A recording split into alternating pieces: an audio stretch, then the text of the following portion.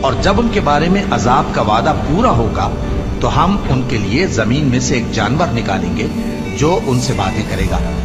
یہ ہم اس لیے کریں گے کہ لوگ ہماری آیتوں پر ایمان نہیں لاتے تھے، اور جس روز ہم ہر امت میں سے ایک بڑے گروہ کو جمع کریں گے جو ہماری آیتوں کی تکذیب کرتے تھے، پھر ان کی جماعت بندی کی جائے گی اور ان کے ظلم کے سبب ان کے حق میں وعدہ عذاب پورا ہو کر رہے گا تو وہ بول بھی نہ سکیں گے۔ اور تم پہاڑوں کو دیکھتے ہو تو خیال کرتے ہو کہ مضبوط جمے ہوئے ہیں، مگر وہ اس روز اس طرح اڑتے پھریں گے جیسے بادل۔ یہ اللہ کی کاریگری ہے جس نے ہر چیز کو مضبوط بنایا، بے شک وہ تمہارے سب افعال سے باخبر ہے۔ جو شخص نیکی لے کر آئے گا تو اس کے لیے اس سے بہتر بدلہ تیار ہے، اور ایسے لوگ اس روز گھبراہٹ سے بے خوف ہوں گے، اور جو برائی لے کر آئے گا تو ایسے لوگ اوندھے منہ دوزخ میں ڈال دیے جائیں گے۔